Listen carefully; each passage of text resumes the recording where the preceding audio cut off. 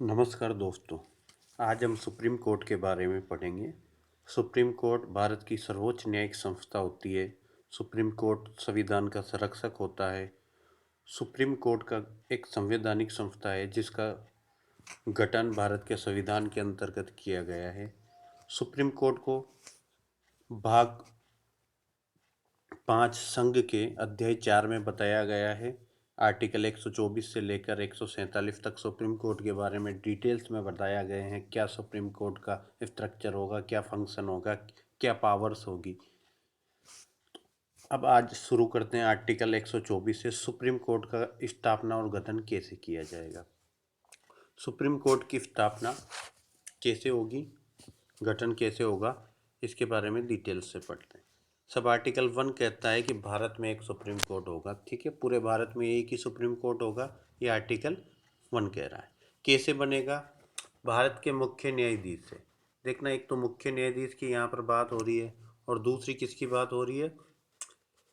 33 की, वर्तमान में 33। देखो, मूल संविधान में बात करोगे तो उस समय जब सुप्रीम कोर्ट का गठन हुआ था 1950 में, ये हुआ था 28 जनवरी 1950 को। 26 जनवरी को संविधान लागू हुआ, उसके जस्ट 2 दिन बाद 28 जनवरी 1950 को हमारा सुप्रीम कोर्ट बना।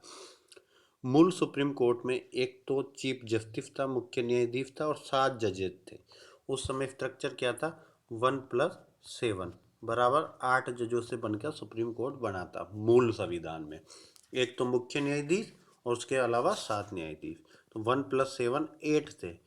वर्तमान में संख्या कितनी है? 1+33। तो अभी सुप्रीम कोर्ट जजेज का स्ट्रक्चर देखो तो आप 34 जज हैं, एक तो मुख्य न्यायाधीश है और 33 अन्य न्यायाधीश है।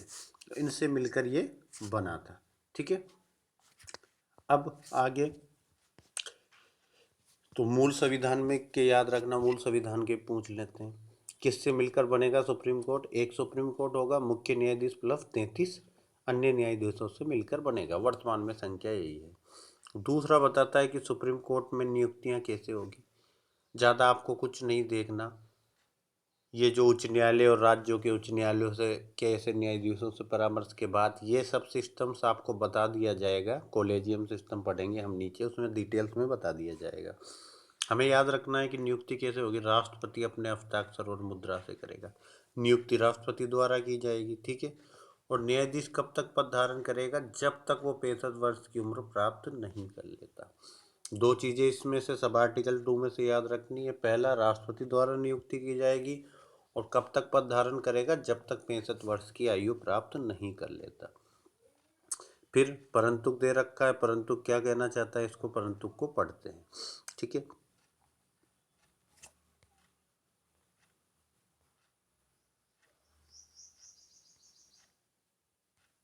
परंतु कहना चाहता है कि मुख्य न्यायाधीश से भिन्न कोई न्यायाधीश की नियुक्ति करनी है तो भारत के मुख्य न्यायाधीश से हमेशा राय ली जाएगी। अगर कोई सुप्रीम कोर्ट के चीफ जस्टिस के अलावा किसी अन्य की नियुक्ति की जानी है मुख्य न्यायाधीश के अलावा, तो भारत के मुख्य न्यायाधीश से परामर्श जरूर किया जाएगा। इस परामर्श शब्द पर केस आया था SP गुप्ता वर्सेज भारत संघ का। अभी हम नीचे पढ़ेंगे जब ये पूरा आर्टिकल हो जाएगा। उसमें कहा गया था कि भाई राष्ट्रपति परामर्श लेगा मुख्य न्यायाधीश से, तो ऐसा परामर्श बाध्यकारी नहीं होता राष्ट्रपति पर मानने के लिए। पर बाद में विभिन्न न्यायालय, सुप्रीम कोर्ट ने विभिन्न निर्णयों के माध्यम से इन चीज़ों को परिवर्तित किया। ठीक है, तो परामर्श शब्द के ऊपर चर्चा बाद में होगी नीचे। अभी यह है कि मुख्य न्यायाधीश से भिन्न अगर किसी न्यायाधीश की नियुक्ति करनी है राष्ट्रपति को तो मुख्य न्यायाधीश से राय जरूर लेगा। परंतु यह और कि क्या करना है कि कोई भी न्यायाधीश राष्ट्रपति को अपना त्यागपत्र दे सकेगा। जब नियुक्ति राष्ट्रपति के द्वारा हो रही है तो त्यागपत्र भी राष्ट्रपति को ही दिया जाएगा। और अगर त्यागपत्र के अलावा अन्य तरीका है हटने का तो 124(4) में 124 इसी आर्टिकल के सब आर्टिकल 4 में एक प्रोसीजर बता रखा है। हम महाभियोग बोलते हैं उसको साधारण भाषा में। उस महाभियोग के द्वारा संसद हटा सकती है। तो हटाने के दो तरीके हो गए, एक तो अपना महाभियोग के द्वारा संसद का और दूसरा त्यागपत्र देकर। नटसेल में देखो, वापस बता रहा हूँ एक बार, सुप्रीम कोर्ट का गठन एक मुख्य न्यायाधीश और 33 जजों से मिलकर होगा। मूल में 1+7 बराबर 8 थे, अभी 1+33 बराबर 34 है। उसके बाद राष्ट्रपति नियुक्ति करता है अपने हस्ताक्षर और मुद्रा द्वारा। आयु 65 वर्ष की आयु तक वो अपना पद धारण करता है। सेवानिवृत्ति की आयु 65 वर्ष है। ठीक है। अगर मुख्य न्यायाधीश के अलावा अदर जजों की नियुक्ति करनी है तो मुख्य न्यायाधीश से राय जरूर लेगा राष्ट्रपति, परामर्श जरूर करेगा। त्याग पत्र किसको देंगे? राष्ट्रपति को देंगे। ठीक है। और हटाना है तो 124(4) का प्रोसीजर फॉलो करेंगे। इसके अलावा 2A है ये धारा, ये इम्पोर्टेंट हो जाती है, ऑब्जेक्टिव में कई बार ये पूछी गई है। ठीक है। कि सुप्रीम कोर्ट के जजों की आयु का उदाहरण किसके द्वारा किया जाता है? सीधा सा मैंने अंडरलाइन कर रखा है, संसद के द्वारा। संसद विधि बनाकर करेगी।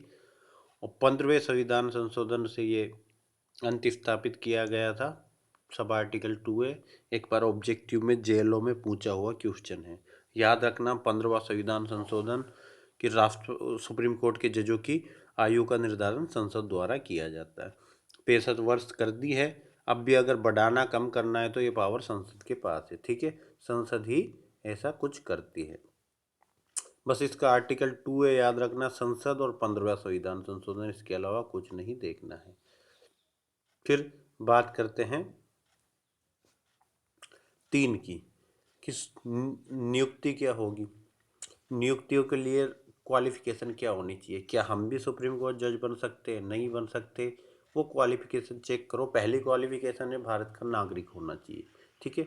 सुप्रीम कोर्ट के जज बनने के लिए क्या योग्यता है? कि भारत का नागरिक होना चाहिए। सभी सिटीजन से भारत के नागरिक हैं हम भी।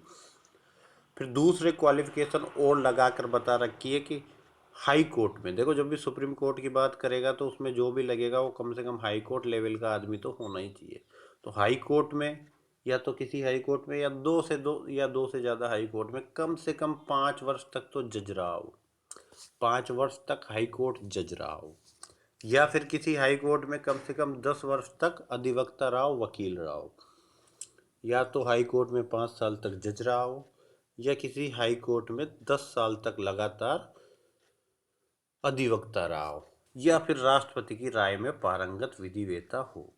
जो एडवोकेट नियुक्त किए जाते हैं वो राष्ट्रपति की राय में पारंगत विधिवेता के आधार पर, या 10 साल के हाई कोर्ट जज के एक्सपीरियंस के आधार पर नियुक्त किए जाते हैं।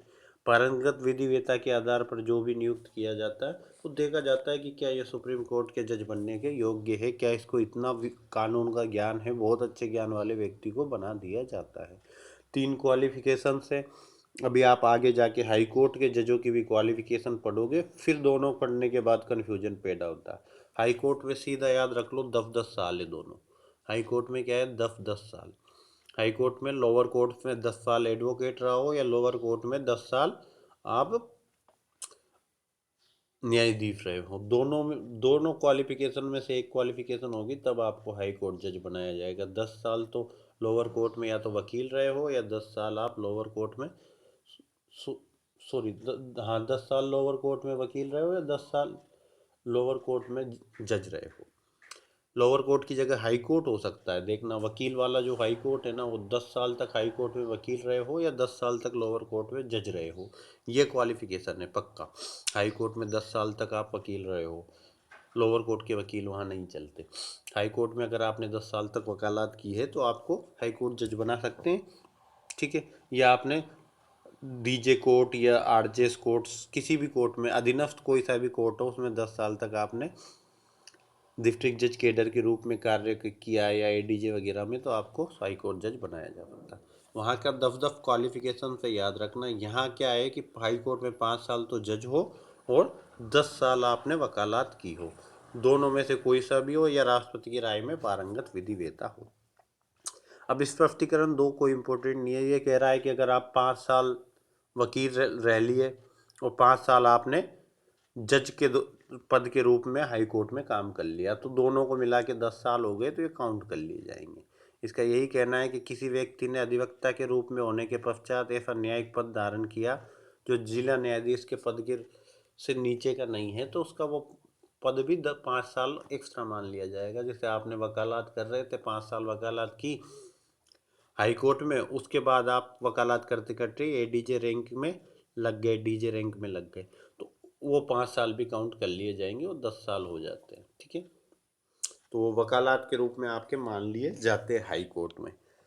कोई टेक्निकल पार्ट नहीं है, सीधी सी बात है कि ये प्रक्रिया के नियम है, ऐसी चीज़ें पूछी नहीं जाती है। आपको क्वालिफिकेशंस पूछेगा, आपको नियुक्ति किसके द्वारा होगी, त्याग पत्र किसको देंगे, आयु कितनी होनी चाहिए, सुप्रीम कोर्ट में जजों की संख्या कितनी होनी चाहिए, ये सब चीज़ें पूछता है। ठीक है, अब वेरी वेरी इंपॉर्टेंट है सब आर्टिकल 4। सब आर्टिकल 4 क्या बात करता है आपके, कि किसी सुप्रीम कोर्ट के न्यायाधीश को कैसे पद से हटाया जाएगा। ये महाभियोग की प्रक्रिया है, वेरी इंपॉर्टेंट है, आप ध्यान देना इस महाभियोग की प्रक्रिया को।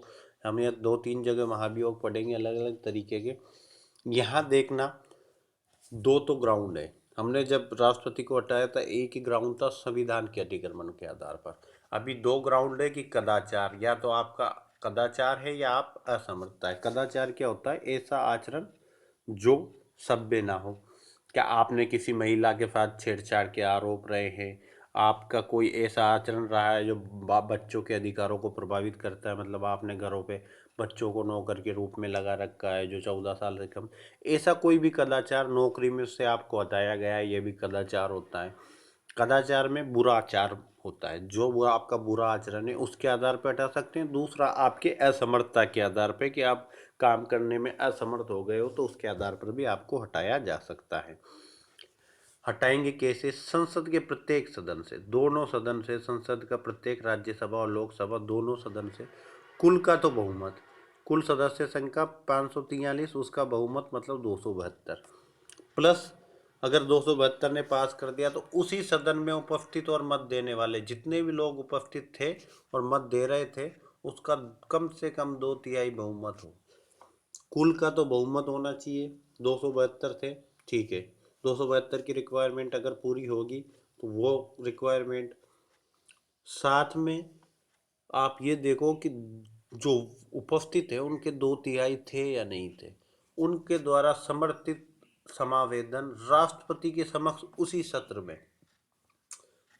देखो ये बात यही लिखी हुई है कि राष्ट्रपति के समक्ष उसी सत्र में पेश करना है, और राष्ट्रपति ने आदेश दे दिया हो, मतलब सुप्रीम कोर्ट के जज को हटाना है तो एक ही सत्र में काम करना है। अगर बजट सत्र में ऐसा प्रस्ताव आया तो उसी में पास हो जाना चाहिए। ये जो हम प्रोविजन पढ़ के आते हैं 107 के प्रक्रिया के नियम वगैरह, उसमें जो बता रखा है कि राज्यसभा में था लंबित रह जाएगा, यहाँ नहीं रहेगा। राष्ट्रपति से हटाने से संबंधित, सॉरी, सुप्रीम कोर्ट को जज से हटाने के संबंधित विधेयक एक ही सत्र में पास होना चाहिए, अन्यथा उसका विघटन हो जाता है, व्यपगत हो जाता है, सॉरी, लैप्स हो जाएगा, वापस नए सिरे से महाभियोग लाना पड़ता है। तो यह एक ही सत्र में पास होना चाहिए, दोनों सदनों से राष्ट्रपति को आदेश कर देना चाहिए पास होते, तब जाके उसको पास हुआ माना जाएगा।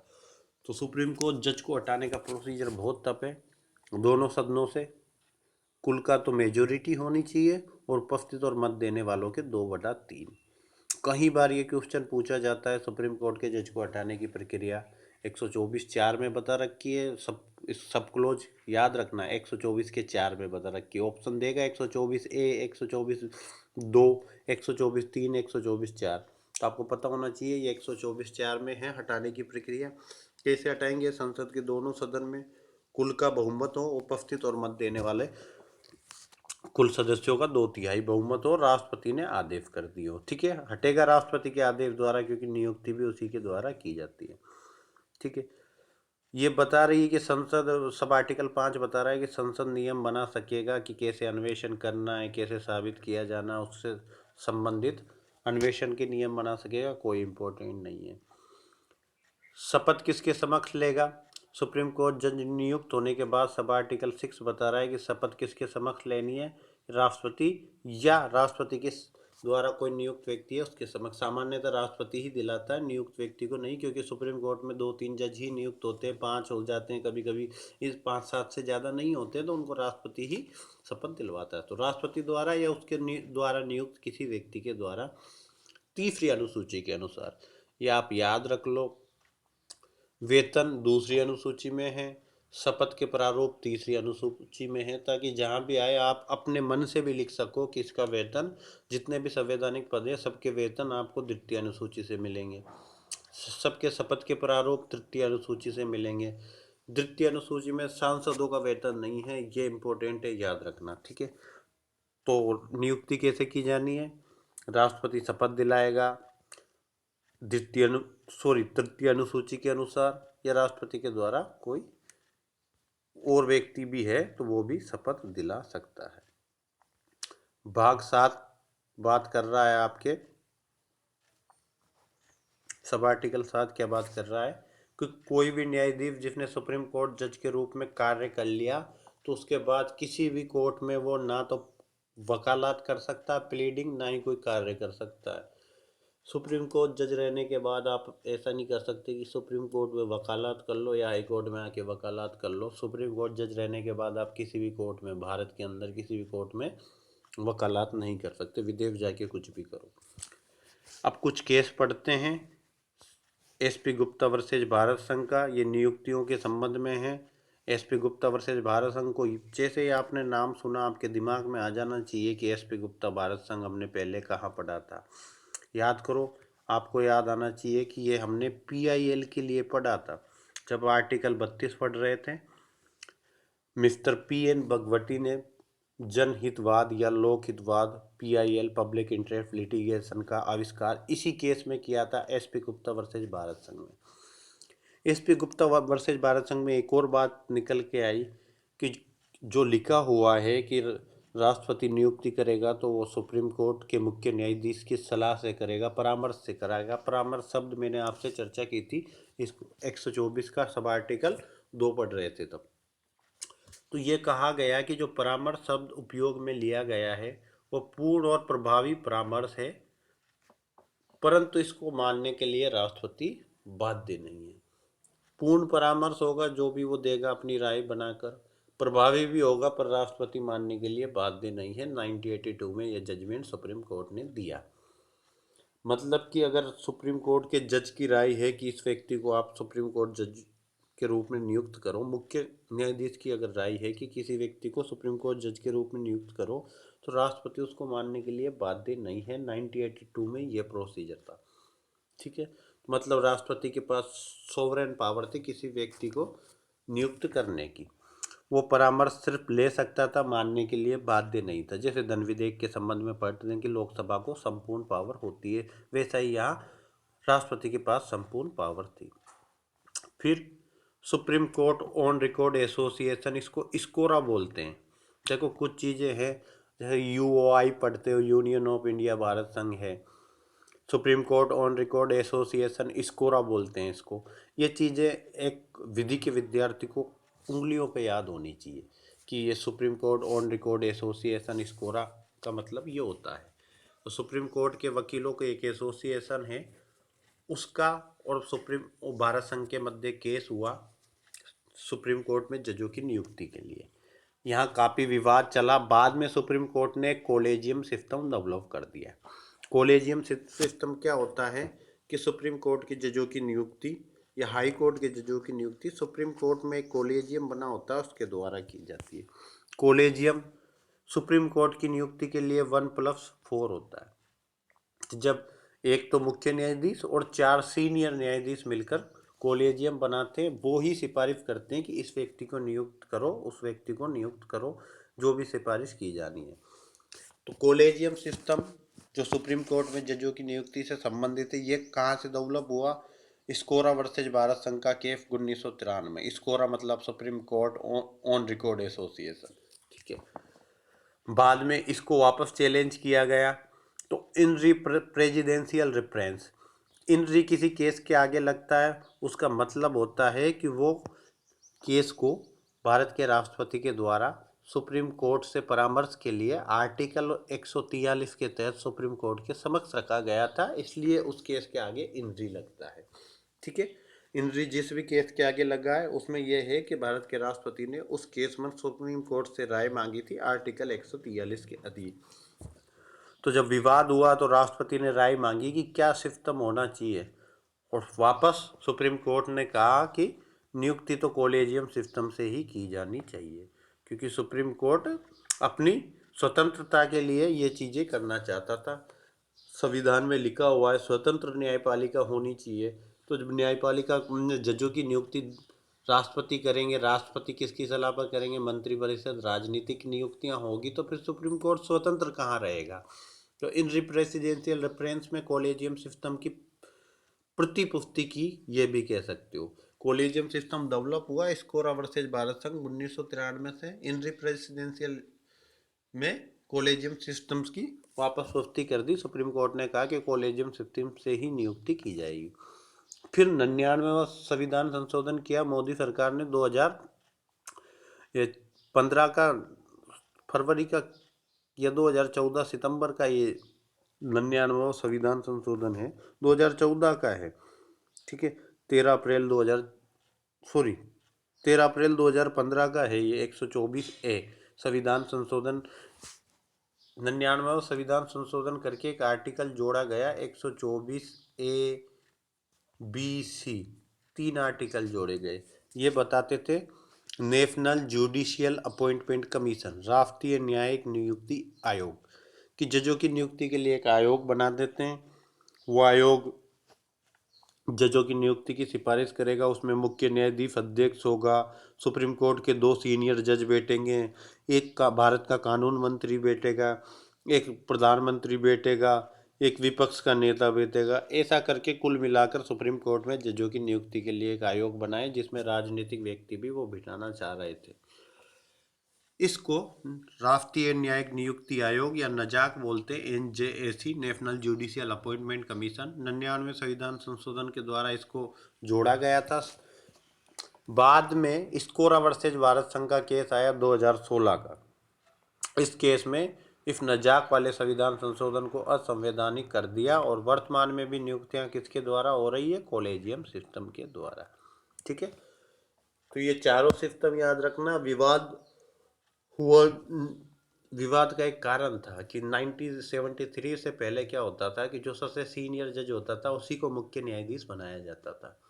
पर इंदिरा गांधी ने 1973 में किसी अपने मिलने वाले जज को, जो तीसरे चौथे लेवल का आदमी था, सबसे सीनियर नहीं था, उससे 2-3 पद भी नीचे था, उसको सभी की सीनियरिटी को ओवरलैप करते हुए सुप्रीम कोर्ट जज बना दिया। वहाँ से गतिरोध टूटा, तो ये 1982 के केस में चर्चा में आया। उससे पहले भी एक केस था, उस केस का में भी ये चर्चा में आया था। मुझे केस का नाम एग्जैक्ट याद नहीं आ रहा है। तो आप चारों केसों को याद रखना। SP गुप्ता में क्या कहा, स्कोरा वर्सेज भारत संघ 1993 में क्या कहा, 1999 वाले केस में इन प्रेसिडेंशियल रेफरेंस में क्या कहा, और नजाक को किस केस में असंवैधानिक घोषित किया गया था। ये तो हमने सुप्रीम कोर्ट को पढ़ा जैसे हमारे कानून के हिसाब से पढ़ते हैं। अब हम सुप्रीम कोर्ट को देखेंगे ऑब्जेक्टिव के हिसाब से कि उसमें से कैसे क्वेश्चन आएंगे। पहली बात तो कहाँ ये दे रखा है कि ये भाग 5 है संविधान के, उसके अध्याय 4 में दे रखा है। ठीक है, भाग 5 के अध्याय 4 में आर्टिकल 124 से 147 तक इसकी रेंज है अध्याय 4 की। फिर मूल संविधान में कितने जज थे जब संविधान लागू हुआ, तो मूल संविधान में तो कितने थे, 1+7 जज से मिलकर सुप्रीम कोर्ट बन रहा था, अभी 1+33 हो गए। ठीक है, न्यायाधीशों की नियुक्ति वर्तमान में कॉलेजियम सिस्टम, एक तो सुप्रीम कोर्ट का मुख्य न्यायाधीश होता है और 4 सीनियर जज होता है, उसकी सिफारिश पर राष्ट्रपति द्वारा की जाती है। नियुक्ति याद रखना, राष्ट्रपति द्वारा। किसकी सिफारिश पर, 1+4 की सिफारिश पर। ठीक है, कार्यकाल 65 वर्ष होता है। त्यागपत्र राष्ट्रपति को देंगे। भारत के प्रथम मुख्य न्यायाधीश थे, जैसे RPSC पेपर कराता है APO का, JLO का, उनमें ये क्वेश्चन ज़्यादा पूछे जाते हैं कि वर्तमान मुख्य न्यायाधीश कौन है, पहले कौन थे। तो भारत के प्रथम मुख्य न्यायाधीश, सुप्रीम कोर्ट के पहले मुख्य न्यायाधीश थे HJ कानिया। नाम याद रख लेना, HJ कानिया नाम था इनका। ये प्रथम मुख्य न्यायाधीश थे। वर्तमान में 50वें मुख्य न्यायाधीश हैं DY चंद्रचूड़, धनंजय यशवंत चंद्रचूड़ इनका पूरा नाम है, DY चंद्रचूड़। ठीक है, ये एकमात्र ऐसे जज है कि इनके पिता भी जज रहे हुए हैं, सुप्रीम कोर्ट के मुख्य न्यायाधीश रहे हुए हैं, और ये खुद भी मुख्य न्यायाधीश बने हैं। एकमात्र पिता पुत्र की जोड़ी है जो दोनों इस पदों पर रही है। सुप्रीम कोर्ट में प्रथम महिला जज, ऐसे क्वेश्चन बहुत पूछे जाते हैं कि प्रथम महिला जज कौन थी सुप्रीम कोर्ट की। तो सुप्रीम कोर्ट की पहली महिला जज की बात करें तो सुप्रीम कोर्ट की पहली महिला जज थी फातिमा बीबी। ये इम्पोर्टेंट क्वेश्चन है, याद रखना। पहला मुख्य न्यायाधीश वर्तमान में कौन है? प्रथम महिला न्यायाधीश कौन थी? फातिमा बीबी। और अब तक 11 महिलाएं सुप्रीम कोर्ट में जज बन चुकी है, पर अभी तक एक भी महिला मुख्य न्यायाधीश नहीं बनी है। अब 2027 में बीवी नागरत्ना नाम की एक महिला भी सुप्रीम कोर्ट जज है, वो बन सकती है। 2027-28 में बनेगी वो, उसके चांस है सीनियरिटी के हिसाब से बनने के। कुल 11 महिला जज सुप्रीम कोर्ट में रह चुकी है। फातिमा बीबी पहली महिला जज थी बनने वाली। सबसे लंबा कार्यकाल मुख्य न्यायाधीश के रूप में किसका रहा है? तो सबसे लंबा कार्यकाल की बात करें तो जो हम DY चंद्रचूड़ का नाम पढ़ के आए अभी मुख्य न्यायाधीश, वो हैं 2024 तक रहेंगे, वो 2024 नवंबर तक। उनके पिताजी थे YV चंद्रचूड़, उनका सबसे लंबा कार्यकाल रहा था। ठीक है। और सबसे कम कार्यकाल की बात करें तो कमल नारायण सिंह का रहा था। याद रखना, इतना तब क्वेश्चन पूछा नहीं जाता, पर पूछ लेगा तो आपके सिवा किसी को भी नहीं आएगा, ये आप मान कर चलो। इसको हम आर्टिकल 70 पढ़े थे कि अन्य आकस्मिकताओं में सुप्रीम कोर्ट के अन्य आकस्मिकताओं में राष्ट्रपति के कर्तव्यों का निर्वहन कौन करता है, तब भी पढ़ के आए थे कि सुप्रीम कोर्ट के मुख्य न्यायाधीश थे मोहम्मद हिदायतुल्ला। वो सुप्रीम कोर्ट के मुख्य न्यायाधीश भी रहे और कार्यवाहक राष्ट्रपति भी रहे। दोनों के रूप में काम किसने किया? मोहम्मद हिदायतुल्ला ने। ये ठीक है। अब तक 2 सुप्रीम कोर्ट जजों के खिलाफ हटाने का महाभियोग आया 124(4) के तहत, लेकिन पास नहीं हो सका। दोनों के जज नाम याद रखना, वी रामास्वामी, दीपक मिश्रा। दोनों के खिलाफ महाभियोग लाया गया संसद में, पर पास नहीं हो सका। ठीक है। सुप्रीम कोर्ट का गठन 28 जनवरी 1950 को हुआ था। सुप्रीम कोर्ट भारत के संविधान का संरक्षक होता है। ये हमने ऑब्जेक्टिव के बेस से एक में बार नट फेल में इसको देख लिया कि क्या होता है सुप्रीम कोर्ट। कुछ आर्टिकल पढ़ लेते हैं। 124 ए पर चर्चा करते हैं। राष्ट्रीय न्यायिक नियुक्ति आयोग, नेशनल जुडिशियल अपॉइंटमेंट कमीशन, नजाक बोलते हैं, 99वें संविधान संशोधन द्वारा जोड़ा गया था। बाद में सुप्रीम कोर्ट ने स्कोरा मतलब supreme court on record association versus Bharat संघ के केस में इस संविधान संशोधन को असंवैधानिक घोषित कर दिया। ठीक है। वर्तमान में वापस नियुक्ति कॉलेजियम सिस्टम द्वारा होती है। ये जो नजाक बना था नेशनल जुडिशियल अपॉइंटमेंट कमीशन, इसके द्वारा एक भी जज की नियुक्ति नहीं की गई। न्यायाधीशों के वेतन, वेतन मैंने बता दिया। हेडिंग याद रखना कि वेतन जब भी है तृतीय अनुसूची में, शपथ तृतीय अनुसूची में, तो सिर्फ हेडिंग याद रखना। 125 में न्यायाधीशों का वेतन है। 126 में कार्यकारी मुख्य न्यायाधीश की नियुक्ति, एक्टिंग चीफ जज, एक्टिंग CJ की नियुक्ति बोल लो या चीफ जज की नियुक्ति बोल लो। किसके द्वारा? जजों की नियुक्ति तो राष्ट्रपति के द्वारा ही होती है, पर कब करनी है, क्यों मुख्य न्यायाधीश, कार्यकारी मुख्य न्यायाधीश की जरूरत पड़ी? जब मुख्य न्यायाधीश का पद रिक्त हो तो उसके कार्य करने के लिए, उसका कर्तव्य निर्वहन के लिए, या फिर वो अनुपस्थित हो किसी कारण से, वो कोई इलाज कराने चला गया, छुट्टी पे है, अनुपस्थित है, तो रिक्त और अनुपस्थित दोनों ही अवस्था में कार्यकारी मुख्य न्यायाधीश की नियुक्ति की जाती है। जैसे अभी राजस्थान में भी मुख्य न्यायाधीश नहीं है, तो मनिंद्र मोहन श्रीवास्तव है, MM श्रीवास्तव, वो उनका पद संभालते हैं। मुख्य न्यायाधीश का जो भी सीनियर जज होता है उसकी नियुक्ति राष्ट्रपति द्वारा कर दी जाती है। हेडिंग याद रखना, कारण याद रखना कि क्यों की जाती है नियुक्ति, उसका कारण हमें पता होना चाहिए। तदर्थ न्यायाधीशों की नियुक्ति इंग्लिश में बोलते हैं एड होक जज। तदर्थ न्यायाधीश को क्या बोलते हैं इंग्लिश में? एड होक जज। ठीक है। एड होक जज की नियुक्ति कैसे की जाती है? तो एड होक जजों की नियुक्ति की जाती है फ्रांस के संविधान से। पहली बात तो ये फ्रांस के संविधान से लिया हुआ पद है। फ्रांस में एड होक जजों का प्रोविजन है, तो हमने भी कर लिए तदर्थ न्यायाधीश। जब सुप्रीम कोर्ट में क्या होता है, बैठकें होती है, हर महीने बैठक हुई, उनमें कोरम बना रखा है। कोरम मतलब गणपूर्ति।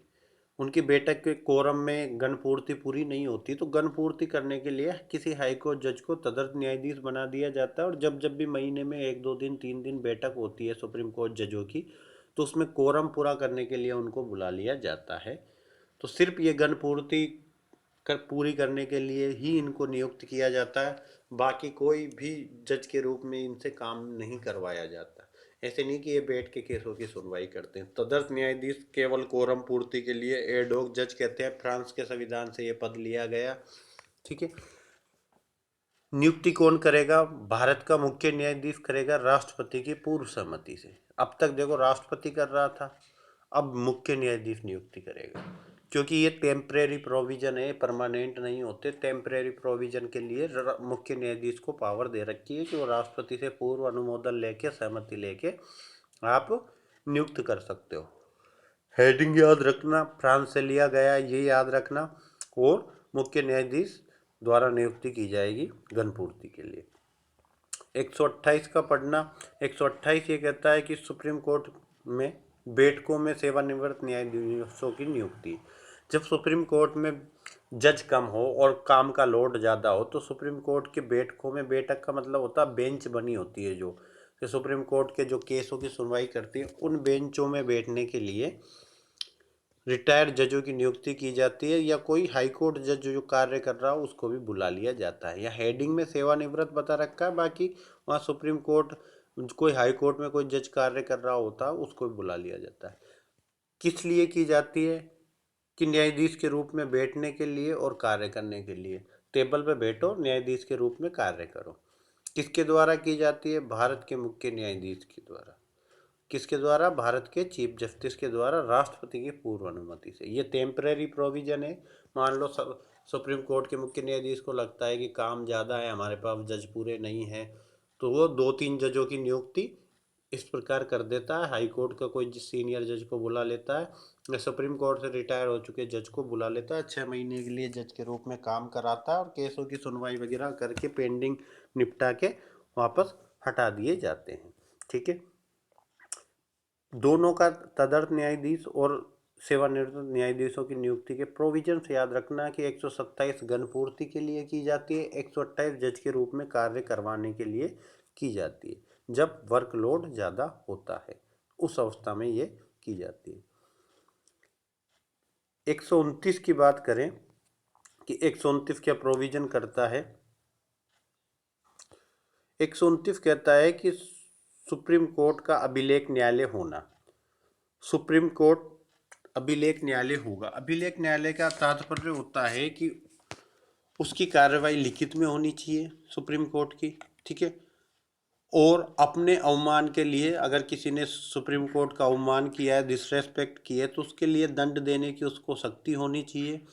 साथ में उसके निर्णय, जो सुप्रीम कोर्ट ने जजमेंट दिया, उसको पूर्व निर्णय के लिए लीडिंग जजमेंट के रूप में काम में लिया जाना चाहिए। ये तीनों रिक्वायरमेंट अगर कोई पूरा करता है तो वो क्या कहलाता है? अभिलेख न्यायालय कहलाता है। इंग्लिश में सब कोर्ट ऑफ रिकॉर्ड कहते हैं। वेरी वेरी इंपॉर्टेंट हेडिंग है, कई बार पेपर में पूछी गई है डायरेक्ट कि सुप्रीम कोर्ट अभिलेख न्यायालय होगा, कौन से आर्टिकल में लिखा गया है। आर्टिकल 129 बताता है कि सुप्रीम कोर्ट अभिलेख न्यायालय होगा। अभिलेख न्यायालय क्या होता है? कार्यवाही लिखित में होनी चाहिए। दूसरा, अपने अवमान के लिए दंड देने की शक्ति उसके पास होनी चाहिए। और तीसरा, उसके निर्णय पूर्ण निर्णय के रूप में काम में आना चाहिए। आर्टिकल 130, सुप्रीम कोर्ट का स्थान क्या होगा? सुप्रीम कोर्ट का स्थान दिल्ली है।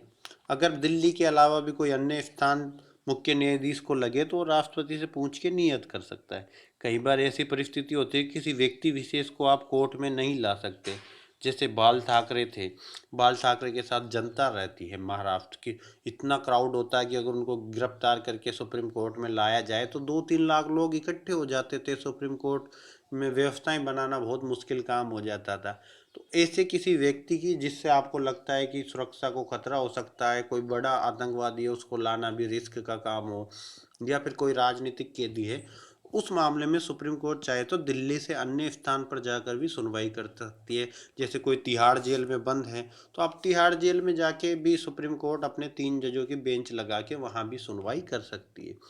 ठीक है।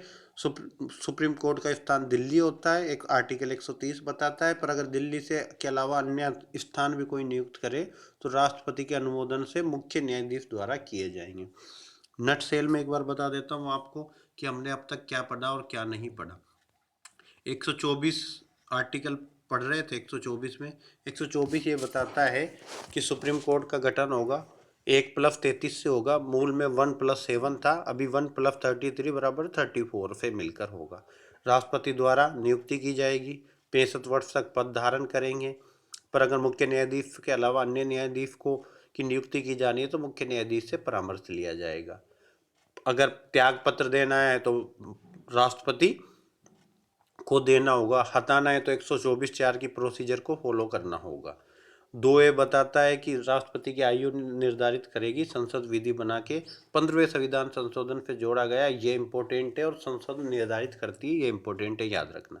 फिर कोई न्यायाधीश कैसे नियुक्त हो सकता है, सुप्रीम कोर्ट का क्या क्वालिफिकेशन होगी। पहली तो भारत का नागरिक हो, दूसरी इन तीनों में से एक योग्यता हो, या तो हाई कोर्ट का 5 साल तक जज रहा हो, या हाई कोर्ट का 10 साल तक वकील रहा हो, या राष्ट्रपति की राय में पारंगत विधिक वेता है।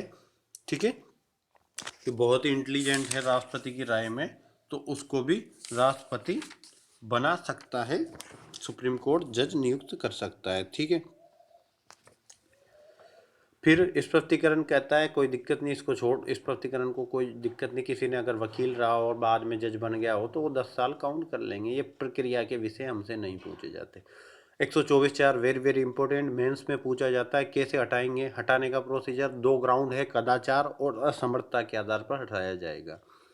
संसद के प्रत्येक सदन में कुल का बहुमत और उपस्थित और मत देने वालों का 2/3, 2/3 मतलब 66-67% फॉलोअप करना पड़ेगा। कुल का बहुमत, उपस्थित और मत देने वालों का 2/3 उसी सत्र में राष्ट्रपति द्वारा दोनों सत्रों से पास हो जाए और राष्ट्रपति साइन कर दे। एक ही सत्र के अंदर तीनों प्रोसीजर होना चाहिए, अन्यथा व्यपगत हो जाएगा, लैप्स हो जाएगा। 5 संसद प्रोसीजर बना लेगी कैसे अन्वेषण करना है, कोई इंपॉर्टेंट नहीं है। सता बता रहा है शपथ राष्ट्रपति या उसके द्वारा नियुक्त व्यक्ति के समक्ष, तीसरी अनुसूची के अनुसार। 7वां बता रहा है सुप्रीम कोर्ट है जो वो जज का जज रह गया, वो अन्य किसी कोर्ट में काम नहीं करेगा। SP गुप्ता में कहा परामर्श पूर्ण और प्रभावी परामर्श है। परामर्श का तात्पर्य पर इसको मानने के लिए राष्ट्रपति बाध्य नहीं है। Supreme court on record association versus Bharat संघ, स्कोरा वर्सेज भारत संघ बोलते हैं इसको। इसमें कॉलेजियम सिस्टम को डेवलप किया गया, पहली बार कॉलेजियम सिस्टम बनाया गया कि 1 सुप्रीम कोर्ट का मुख्य न्यायाधीश और 4 सीनियर न्यायाधीश मिलकर सिफारिश करेंगे कि सुप्रीम कोर्ट में कौन तो जज बनेगा, कौन मुख्य न्यायाधीश बनेगा। ये सारी नियुक्तियों की सिफारिश उनके द्वारा राष्ट्रपति को की जाती है, राष्ट्रपति उनको मानने के लिए बाध्य होता है। फिर इन प्रेसिडेंशियल रिफरेंस में 143 आर्टिकल के तहत राष्ट्रपति ने सुप्रीम कोर्ट से राय ली। सुप्रीम कोर्ट ने कहा कॉलेजियम सिस्टम इज ओके। उसके बाद 2014 में मोदी सरकार ने राष्ट्रीय न्यायिक नियुक्ति आयोग बनाकर राजनीति एक कमेटी बना दी। 99 संविधान संशोधन से ये जोड़ा था। बाद में सुप्रीम कोर्ट ने इसको असंवैधानिक कर दिया क्योंकि ये सुप्रीम कोर्ट की स्वतंत्रता का हनन करता था और सुप्रीम कोर्ट की स्वतंत्रता मूल अधिकार संविधान का मूलभूत ढांचा है जो केशवानंद भारती के केस में डेवलप हुआ था। नट सेल में देखें तो मूल संविधान 1+7 था, जजों की संख्या अभी 1+33 है। कोलेजियम सिस्टम 1+4 चलता है सुप्रीम कोर्ट के जजों की नियुक्ति के लिए। हाई कोर्ट के लिए 1+5 चलेगा, अलग, उसको अलग पढ़ेंगे। कार्यकाल 35 वर्ष होगा। प्रथम मुख्य न्यायाधीश HJ कानिया थे, ये पढ़ लेना, JLO APO जो भी दे रहा, RPSC से क्वेश्चन पूछती है। अभी 50वें न्यायाधीश के रूप में DY चंद्रचूड़ काम कर रहे हैं। प्रथम महिला जज पूछे फातिमा बीबी। अब तक 11 महिला जज सुप्रीम कोर्ट में रह चुकी है, तो अभी शायद 4 या 5 महिला जज, एक बार चेक कर लेना आप महिला जजों की संख्या। सुप्रीम कोर्ट में पूरे जज दे रखे हैं, उनकी शक्लें देख के वहीं से देख लो। बीवी ये नाग रत्ना वगैरह 3 लेडीज तो मेरे सामने एक साथ नियुक्त हुई थी महिला। उसके अलावा भी अगर कोई 1-2 पहले है तो देख लेना, अभी वर्तमान में कितनी आप चेक कर लेना। सबसे लंबा कार्यकाल DY चंद्रचूड़ है, इनके पिताजी थे YV चंद्रचूड़, उनका सबसे लंबा कार्यकाल रहा मुख्य न्यायाधीश के रूप में। सबसे कम कमल नारायण सिंह का। एकमात्र ऐसे सुप्रीम कोर्ट जज जो कार्यवाहक राष्ट्रपति रहे मोहम्मद हिदायतुल्लाह थे। 2 जज ऐसे थे सुप्रीम जिनके खिलाफ महाभियोग लाया गया, वी रामास्वामी और दीपक मिश्रा। उसके अलावा सुप्रीम कोर्ट का गठन 28 जनवरी 1950 को हुआ। सुप्रीम कोर्ट के बारे में हमने पहले पढ़ा था। भारत शासन अधिनियम 1935 के द्वारा एक फेडरल कोर्ट बना था 1 अक्टूबर 1937 को। बाद में उसी फेडरल कोर्ट को संघीय न्यायालय बोलते थे इसे हिंदी में, उसी को 28 जनवरी 1950 को सुप्रीम कोर्ट बना दिया गया। तो वर्तमान में सुप्रीम कोर्ट का गठन 28 जनवरी 1950 को हुआ। 124 है राष्ट्रीय न्यायिक नियुक्ति आयोग, 125 वेतन की बात करेगा, 126 कार्यकारी मुख्य न्यायाधीश की बात करेगा। जरूरत देख लेना, कार्यकारी मुख्य न्यायाधीश जब पद रिक्त हो और अनुपस्थित हो अगर मुख्य न्यायाधीश, तब नियुक्त किया जाता है। तदर्थ न्यायाधीशों की नियुक्ति, हेडिंग वेरी वेरी इंपॉर्टेंट है, गण पूर्ति के लिए किया जाता है मुख्य न्यायाधीश द्वारा। 128 सेवानिवृत्त न्यायाधीश, जब कार्य की अधिकता हो जाए तो जज के रूप में किसी को भी लगा लिया जाता है कुछ समय अवधि के लिए। मुख्य न्यायाधीश द्वारा राष्ट्रपति की पूर्व अनुमति से नियुक्ति की जाती है। 129 सुप्रीम कोर्ट जज अभिलेख न्यायालय होगा। अभिलेख न्यायालय के लिए 3 शर्तें होती है कि लिखित में कार्रवाई होनी चाहिए, अपने अवमान के लिए दंड देने की शक्ति होनी चाहिए और उसके निर्णय को पूर्व निर्णय के रूप में काम में लिया जाना चाहिए। आर्टिकल 130 स्थान क्या होगा सुप्रीम कोर्ट का? दिल्ली होगा। अन्य स्थान भी अगर मुख्य न्यायाधीश चाहे तो राष्ट्रपति के पूर्व अनुमोदन से नियत कर सकता है। ठीक है, आज के लिए इतना ही। कल हम पढ़ेंगे सुप्रीम कोर्ट की पावर। अभी तक सुप्रीम कोर्ट का गठन पूछा, नियुक्तियां पूछी, अब सुप्रीम कोर्ट की पावर्स क्या होती है, क्या काम करता। एक तो उसकी अधिकारिता पढ़ेंगे जो मेंस के हिसाब से इम्पोर्टेंट होते हैं। 131 से 133 तक, 134 तक अधिकारिता है, 136वीं SLP अधिकारिता है, 141 भी अधिकारिता है, 143 अधिकारिता है। तो हम पढ़ेंगे विभिन्न प्रकार के सुप्रीम कोर्ट की अधिकारिता, मेंस के हिसाब से बहुत इंपॉर्टेंट है। आज हमने पढ़ा है ऑब्जेक्टिव प्लस मेंस। मेंस में आपको पूछेगा 124 ही पूछेगा, उसके अलावा कुछ नहीं आएगा मेंस में। बाकी प्री के हिसाब से आप ये सारी चीज़ें ऑब्जेक्टिव के रूप में इसको देख लेना। ठीक है, आज के लिए इतना ही, धन्यवाद।